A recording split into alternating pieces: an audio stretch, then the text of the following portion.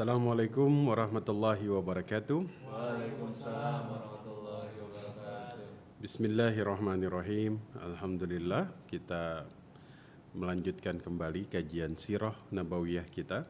Setelah kemarin kita membahas tentang bagaimana kaum musyrikin Quraisy itu mencoba menghentikan dakwahnya Nabi Sallallahu Alaihi Wasallam.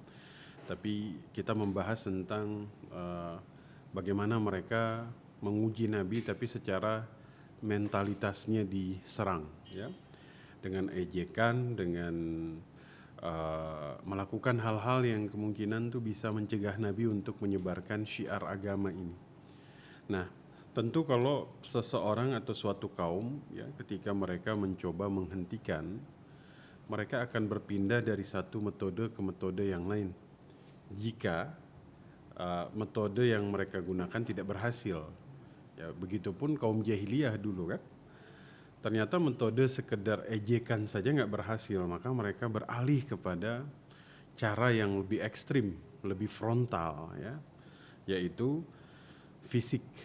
Ya, maka kita akan coba lihat seperti apa ujian fisik yang diterima oleh Nabi dan para sahabat ketika mereka mencoba untuk mendakwahkan agama ini, ya.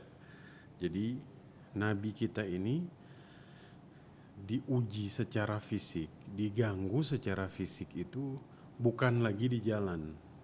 Mungkin ada orang yang ingin menghentikan dakwah, yang dia lakukan adalah diganggu di publik gitu, ya. Tapi Nabi itu langsung diganggu di rumahnya. Ya, ini menggambarkan betapa mereka itu punya keinginan yang sangat kuat untuk menghentikan dakwah. Kata Ibnu Ishaq rahimahullah, beliau mengatakan wa kana nafaru alladzina yu'dzuna Rasulullah sallallahu alaihi wasallam fi baitihi. Ada beberapa orang yang mengganggu Nabi itu langsung di rumahnya, ya. Beliau itu menyebutkan di sini Aba Lahab. Jelas Abu Lahab ini kalau berbicara tentang ujian fisik yang diterima Nabi, maka kita akan mengenal dua nama, Abu Lahab dan Abu Jahal, ya. Akan terus kita dengar di awal-awal sirah ini akan terdengar, tapi bukan dari sisi positif, maaf, dari sisi negatif, ya, dari bagaimana mereka mengganggu dakwah Nabi. Jadi Abu Lahab, Hakam bin As, ya, bin Umayyah, ya, kemudian ada Uqbah bin Abi Mu'id, ya, ada Adi bin Hamra Al-Thaqafi, dan ada Ibnul Asad, ya, Asda al-Khudali, ya, Asda al-Khudali. Jadi ini tetangga Nabi semua, ya. Bagaimana kemudian Nabi itu diganggu langsung oleh jirannya, ya. Makanya Nabi Shallallahu Alaihi Wasallam mengatakan termasuk keimanan adalah ketika kita itu bermuamalah dengan tetangga. Ya, kenapa? Karena beliau itu di awal dakwah menghadapi begitu memiliki tetangga-tetangga seperti Abu Lahab, ya kan, Hakam bin As bin Umayyah, Uqbah bin Abu Mu'id, ya, ini kan tetangga yang kemudian mengganggu secara fisik. Ya, jangankan kita punya tetangga yang kemudian mengganggu kita, jangan secara fisik, ya. Kadang-kadang ada pergesekan itu kan hidup nggak nyaman, ya. Tapi Rasul Shallallahu Alaihi Wasallam itu langsung uji secara fisik oleh tetangganya. Dan semua nama yang kita sebutkan tadi, ya, oleh Ibnu Ishaq, yang nanti beriman itu cuma satu orang, yaitu Hakam bin Abil As, ya. Yang lain itu meninggal dalam kekufuran, ya. Maka yang selamat ini ya berarti selamat di dunia dan di akhirat. Tapi kemudian yang tidak selamat artinya meninggal dalam keadaan kekufuran, ya, kita semua tahu bahwasanya mereka akan mendapat azab yang lebih berat dari apa yang mereka timbulkan kepada Nabi di dunia, ya. Maka dikatakan di sini bahwasanya mereka tuh melemparkan isi perut kambing ketika Nabi sedang sholat, ya. Isi perut kambing, ya, diambil isi perut kambing karena mereka tahu bahwa isi perut kambing ini hal yang kemudian menjijikkan, ya kan, bau, sesuatu yang jika dilemparkan kepada Nabi ini menunjukkan bahwa mereka ini betul-betul menghina Nabi kita Sallallahu Alaihi Wasallam, ya. Kemudian dikatakan wa kana ahaduhum yatrahuha fi burmatihi idza nusibat lahu. Ya, ada yang meletakkan rahim kambing itu di pancinya Nabi ketika Nabi lagi masak. Ya, lagi sholat dilempar pakai isi perut kambing. Lagi masak, ya itu isi panci yang Nabi gunakan untuk masak ini mereka isi rahim kambing. Ya, ini betul-betul situasi apapun, lagi sholat, lagi masak, lagi jalan, ya, kayaknya tidak ada satu keadaan pun kecuali mereka ini menyerang Nabi secara fisik. Ya, maka ini luar biasa sekali. Ya, kadang-kadang mereka meletakkan kotoran. Ya, Umar bin Abdillah bin Urwa bin Zubair telah menyampaikan, ya, dari Urwa bin Zubair, ya, sampai kemudian dikatakan kepada mereka, waya Bani Abdil Manaf, ya, apakah cara bertetangga seperti ini? Ya, maksudnya karena kemudian dalam sirah Ibnu Hisham, ya, mereka terlalu kemudian mengganggu sampai kemudian mereka ditegur, ya, apakah memang cara bertetangga kalian seperti ini, suka mengganggu, ya. Ya itulah, karena memang ini gangguan fisik, ya. Dari Ibnu Mas'ud, ya, anna Nabi sallallahu alaihi wasallam kana yusalli indal bait. Nabi itu sedang sholat di salah satu sisi Ka'bah, ya. Wa Abu Jahal wa ashabul lahu julusun, ya. Kemudian enggak jauh dari situ ada Abu Jahal. Ini lagi nongkrong sama teman-temannya, ya. Seketika Nabi sedang sholat pada saat itu, idz qala ba'duhum li ba'din, maka mereka tuh saling berbicara satu sama yang lain, ya. Ayyakum yaji'u bisala juzuri bani fulan, ya, mereka bilang, siapa yang mau ambil kotoran onta, ya, kemudian fayadha'uhu ala zahri Muhammad idza sajada. Ya, jadi mereka lagi duduk, mereka bilang, siapa yang mau ambil kotoran onta kemudian taruh di atas pundaknya Muhammad ketika dia sedang sujud, ya. Maka dikatakan famba'atha ashkal qaumil faja'a bihi, maka dikatakan di sini yang paling celaka yang berdiri. Ya, siapapun yang menerima tawaran itu adalah yang paling celaka. Ya. Maka dia berdiri, fanazara hatta sajada Nabi sallallahu alaihi wasallam. Dia tunggu sampai Nabi itu sujud. Wada'ahu ala zahrihi baina katifai. Maka dia taruh kotoran onta di atas pundaknya Nabi sallallahu alaihi wasallam. Ya. Ini adalah sebuah betul-betul ujian yang sangat luar biasa. Ya. Sampai sekarang pun mungkin kita belum pernah merasakan, ya, bagaimana kotoran onta itu ditaruh di atas pundak kita ketika kita sujud. Tapi Nabi itu pernah mengalami itu, ya, yang menandakan bahwasanya memang dakwah yang beliau lakukan ini adalah dakwah yang betul-betul kalimat hak, bagaimana beliau diuji dengan ujian yang sangat luar biasa. Maka Ibnu Mas'ud mengatakan, wa ana anzuru la aghni syai'a. Ya, saya melihat persis peristiwa itu ketika ditaruh kotoran di atas pundaknya Nabi ketika beliau sujud, tapi la aghni syai'a, ya, saya tuh nggak bisa berbuat apa-apa. Ya, lau kana li mana'atun, kalau saya punya kekuatan, katanya, ya, tentu faja'alu yadhakuna wa yuhilu ba'duhum ala ba'd, ya. Seandainya saya punya kekuatan, maksudnya kalaulah Ibnu Mas'ud ini bilang ada kabilah yang kemudian membersamai diriku, aku akan menghilangkan kotoran itu, ya. Maka kemudian mereka tertawa, ya, sambil menunjuk satu dengan yang lain, ya, wa yahilu ba'duhum ala ba'd. Jadi tertawa ketika mendengar keinginan dari Ibnu Mas'ud pada saat itu. Ya, ini luar biasa sekali. Maka kemudian bahkan ketawanya ini dalam riwayat yang lain, waja'ala ba'dahum yamilu ala ba'd. Ya. Yamilu ini ketawa sampai badannya itu bergetar gitu, ya, sampai agak miring gitu kan. Itu kan jenis ketawa yang menunjukkan, ya, penghinaan gitu, ya. Ya, mungkin kita pernah kemudian tertawa, ya, tapi tertawanya mereka pada saat itu ketika mendengar keinginan Ibnu Mas'ud untuk menolong Nabi, ya, tertawa menghina, ya, pada saat itu seakan-akan ya engkau tidak akan bisa kemudian melakukan itu. Ya, maka dikatakan di sini wa Rasul sallallahu alaihi wasallam sajidun la yarfa'u ra'sahu. Beliau tetap sujud, ya. Beliau tetap sujud hatta ja'athu Fatimah, sampai Fatimah itu datang, ya.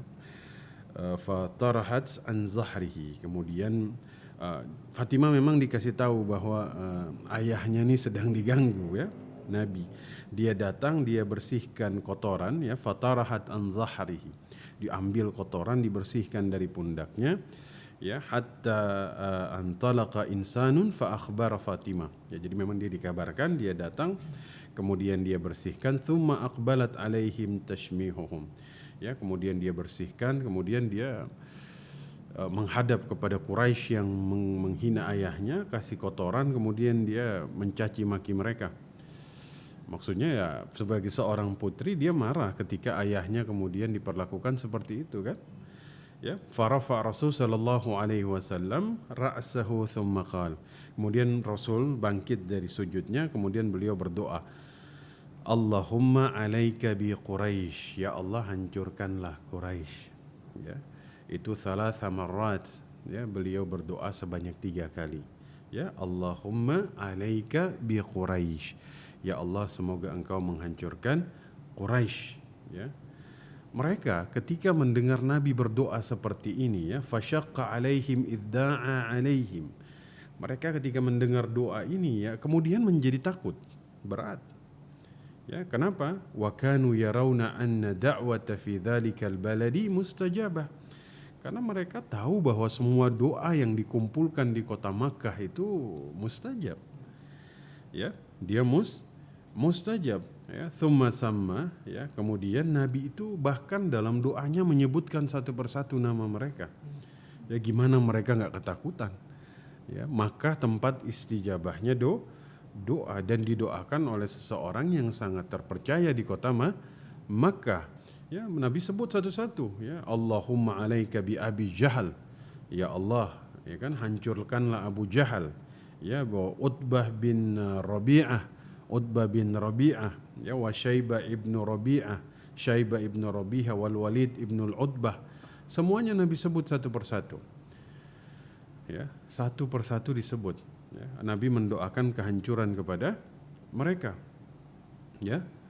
Dan kemudian qala Ibnu Mas'ud, ya, kemudian mengatakan qala fa walladzi nafsi biyadihi, sungguh demi jiwaku yang ada di tangan Allah, laqad ra'aitul ladzina adda Rasul sallallahu alaihi wasallam sar'a fil qalibi badri. Itu nama yang Nabi sebut satu persatu dalam doanya tadi, ya. Utbah bin Rabi'ah, ya, Abu Jahal, ya, semua itu tewas dan dimasukkan ke dalam sumur Badar. Tewas semuanya. Ya, itu Nabi yang berdoa. Ya, manusia terbaik di atas muka bumi ketika sudah berdoa kepada Allah, maka akan Allah kabulkan, ya. Maka yang luar biasa adalah kita tuh melihat sebuah hal yang sangat luar biasa. Ya, Fatimah ini kan pada saat itu menyaksikan ayahnya itu diganggu dengan gangguan yang di depan putrinya sendiri. Ya, suatu hal yang kemudian secara psikologis maupun fisik ini sudah bercampur menjadi satu, kan? Ini kan gangguan fisik dan psikologis yang kemudian sangat luar biasa. Fatimah masih kecil, melihat ayahnya sedang sholat ditaruh kotoran di atas kepalanya. Ini kan sebuah hal yang sangat luar biasa, ya. Gangguan yang mudah-mudahan Allah lindungi kita dari gangguan-gangguan seperti ini, ya. Walaupun Nabi itu sudah melewati itu semua, ya, ini sebagai contoh bagi kita. Mungkin kita masih dalam tahap menerima ujian dalam bentuk psikologis, ya. Tapi Nabi itu sudah melewati itu semua, psikologis, fisik, semuanya dilalui. Semua ujian yang kemudian dirasa sangat berat dalam kehidupan manusia, semuanya pernah lewati, ya. Maka Imam Muslim dalam sahihnya beliau menceritakan bagaimana Abu Jahal mengganggu Nabi, ya. Kata Abu Hurairah, qala Abu Jahal, hal yu'affiru Muhammadun wajhahu baina azhurikum, ya. Kata Abu Jahal, apakah kalian melihat Muhammad menggosokkan kepalanya di atas tanah? Maksudnya menggosokkan di sini melihat Nabi kita ini bersujud untuk solat. Jadi Abu Jahal tanya, ya. Qala faqila na'am, qala wallati wal uzza la in ra'aitahu yaf'alu dhalika la ata'anna ala raqabatihi aw la a'firanna wajhahu fit turab. Jadi kata Abu Jahal, ya, demi Latta dan Uzza. Ya, ini kan masih ingat ya, Latta Uzza.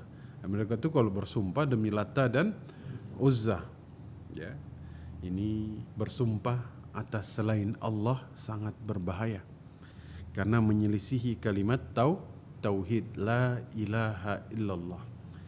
Jadi Abu Jahal jelas dia bersumpah demi Latta dan Uzza, ya. Dia bilang demi Latta dan Uzza, andai saya lihat Muhammad itu bersujud, sungguh saya akan menginjak lehernya, ya, dan akan aku gosokkan wajahnya di tanah.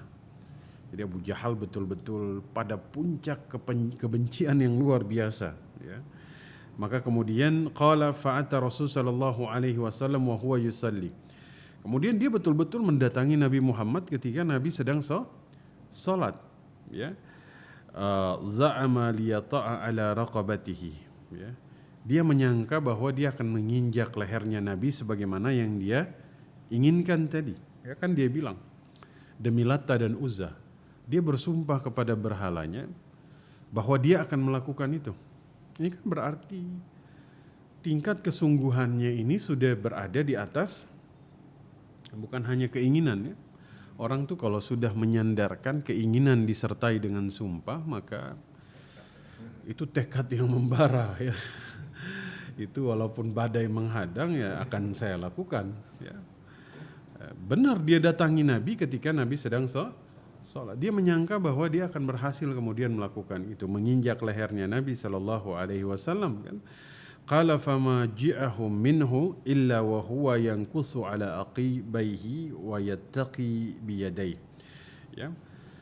Jadi dia itu sudah datang, Nabi itu sedang sholat, dia sudah mau menginjak, tiba-tiba tuh Abu Jahal tuh mundur.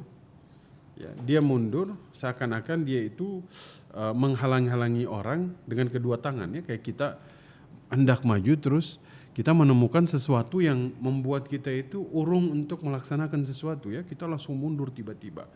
Ya, dikatakan qala faqila lahu malaka. Yang lain tanya, ada apa?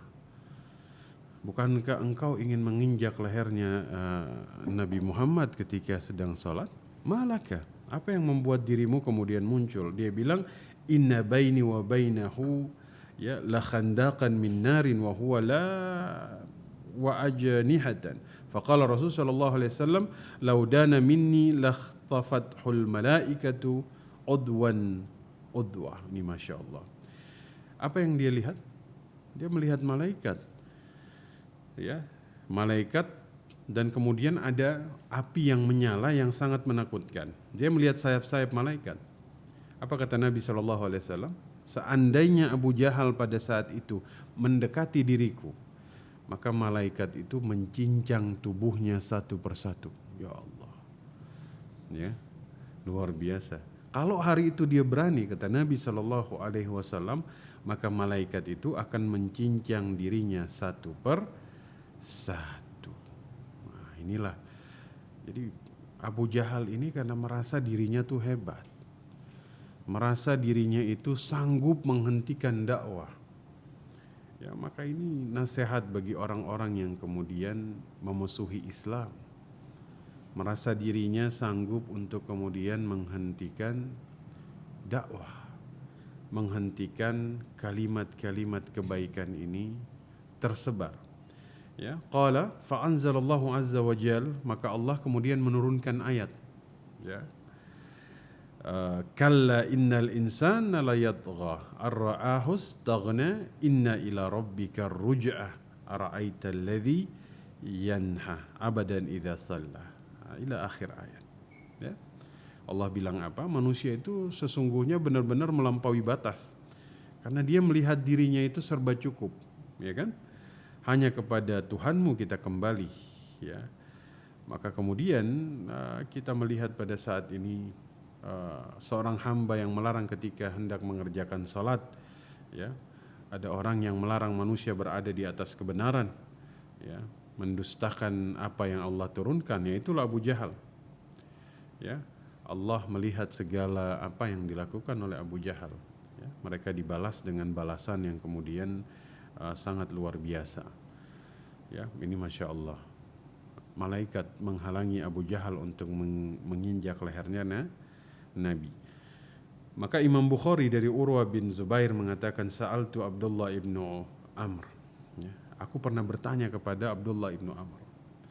An ashiddi ma sana'a musyrikuna bi Rasul sallallahu alaihi wasallam. Jadi ditanya, kira-kira tekanan fisik apa yang paling berat yang kemudian pernah dilakukan kaum musyrikin kepada Rasulullah sallallahu alaihi wasallam? Qala ra'aitu Uqbah ibnu Abi Mu'id jaa ila Nabi sallallahu alaihi wasallam wa huwa yusalli. Katanya aku melihat, ya, jadi Nabi itu sedang salat, didatangi Uqbah ibnu Mu'id, ya. Fa wada'a rida'ahu fi unuqihi fa khanaqahu bihi khanqan syadidah. Ya, faja'a Abu Bakar hatta daf'ahu anhu. Ya, faqala uqtuluna rajulan ay yaqula rabbi Allah wa qad ja'akum bil bayyinati min rabbikum. Jadi Uqbah ini mendatangi Nabi ketika Nabi sedang melaksanakan salat. Dia ambil selendangnya, dia lilitkan di leher Nabi. Ini masya Allah, ya. Kalau kita ingat-ingat tuh luar biasa. Itu membayangkan dia ikat sekuat-kuatnya, hendak ditarik kepalanya Nabi sampai Abu Bakar itu datang, langsung mendorong Uqbah bin Abi Mu'id ini sehingga dia menjauh dari Nabi. Abu Bakar kemudian mengatakan perkataan yang tadi diakhiri dengan perkataan Abu Bakar, apakah kalian mau membunuh seorang hamba yang berkata Rabbku dan Rabb kalian bahwa telah datang hujah dan dalil-dalil, yaitu surat Al-Ghafir ayat 28. Ya, ini luar biasa. Ini kita baru bahas intimidasi yang Nabi dapatkan. Belum lagi intimidasi yang didapatkan oleh para sahabat. Ini sama dahsyatnya. Ya. Ini luar biasa, ya. Memang apalagi sahabat-sahabat yang kemudian sebelum fase keislaman mereka tuh budak. Oh, itu dahsyat sekali, ya, dahsyat sekali. Ya, Bilal ini kan ketika baca Quran, ya, itu dipukul sampai wajahnya itu dipukul ketika dia baca Quran, ya. Besoknya baca lagi, dipukul lagi, ya. Dia tahu bahwa nanti kalau saya baca Quran saya dipukul, tapi tetap dibaca, ya kan? Makanya kan dulu Nabi ketika baca Quran, ya kan, kaum musyrikin itu menghindari, menutup telinganya, ya. Maka Nabi melaporkan kepada Allah, inna qaumi ittakhadhu hadzal qur'ana mahjura. Kaumku ini telah hijrah dari Al-Qur'an, mereka tidak mau mendengar Quran. Jadi sedih kalau misalnya zaman sekarang, ya, dulu kan Ibnu Mas'ud, Bilal ketika baca Quran dipukuli, ya. Zaman sekarang dibaca nggak dipukuli tapi juga nggak dibaca. Ya, itu dia. Ya, ini sangat ironis sekali bahwa dulu Nabi itu mengeluh karena kaum musyrikin itu ketika dibacakan Al-Quran mereka mahjurah, ya, mereka tuh lari, ya, mereka menutup telinganya. Mungkin zaman sekarang ya ini sudah sampai pada tahap umatnya Nabi Muhammad sendiri yang kemudian menutup telinganya. Bahkan tidak sekedar menutup telinga, meninggalkan Al-Quran, ya, menjadikan Al-Quran di punggung-punggung mereka. Ya, ini yang sangat berbahaya sekali. Ya, jadi memang kita bahas sirah agar kemudian orang tahu bahwa dulu baca Quran antum dipukulin. Ya, antum dipukulin kalau baca Quran. Zaman sekarang sudah lagi nggak dipukulin, ya baca begitu kan. Masa harus tunggu sampai masa baca Al-Quran dipukuli, ya kan? Janganlah. Maka Ibnu Ishaq mengatakan dari Yahya bin Urwa bin Az-Zubair, ayahnya itu mengatakan, kana awwalu man jahara bil Qur'ani ba'da Rasul sallallahu alaihi wasallam di Makkah Abdullah ibnu Mas'ud radhiyallahu anhu. Orang pertama yang baca Al-Quran secara terang-terangan setelah Rasulullah sallallahu alaihi wasallam itulah Ibnu Mas'ud.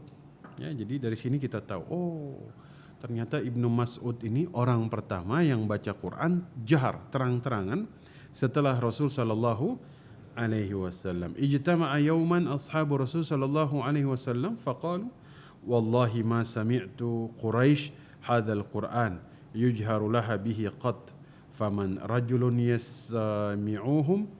Demi Allah katanya. Jadi Rasul sedang kumpul bersama para sahabat ya. Lalu sahabat ini bilang, demi Allah, ya inilah bedanya orang beriman. Kalau Abu Jahal demi Latta dan Uzza. Ya, kalau para sahabat demi Allah ya.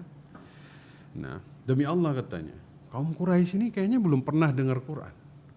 Ya. Maksudnya belum pernah dengar Quran ini dibaca terang-terangan.